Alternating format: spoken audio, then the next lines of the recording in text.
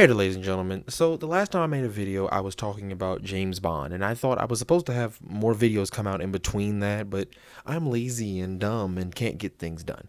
So, to my surprise, there was a game announcement that was even stranger than that, involving a movie franchise. Indiana Jones and Bethesda. Let's talk about it.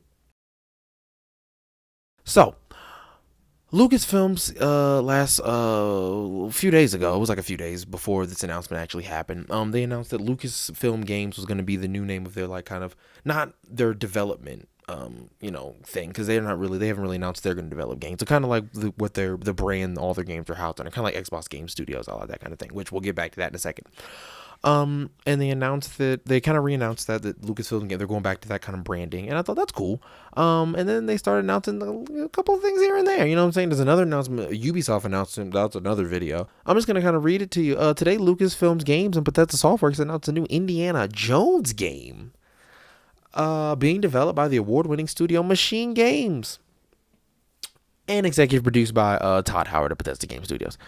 So a lot to unpack there. Obviously, due to recent events, a la Microsoft buying Nintendo. Oh no. Due to recent events, a la Microsoft buying ZeniMax, there's a good question that needs to be asked as to whether or not this game will be an exclusive. Because Microsoft, they've left the door open that just because they acquired the studio does not mean every single game that is published from the studio will be exclusive to the Xbox. They left it open, but I kind of feel like it kind of makes sense for them to make it exclusive. It could be kind of their big, I don't want to say Uncharted.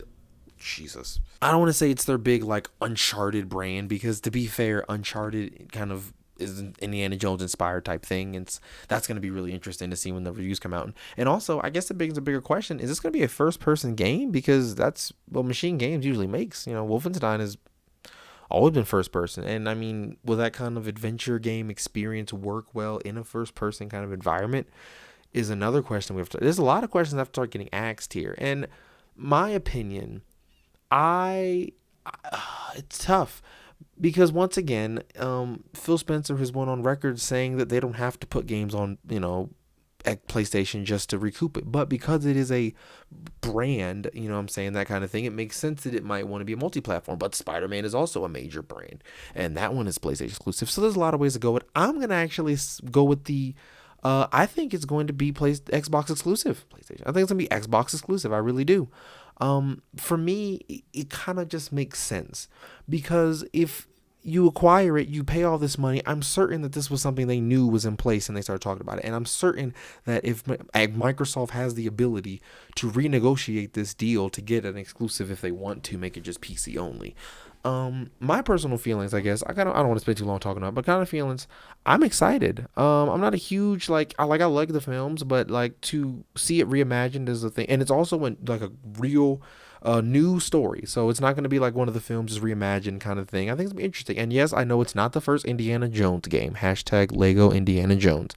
But I'm saying in this type of big AAA type production, they have not really had an experience like this before. It's funny. I'm actually the video will go up later today after this video releases.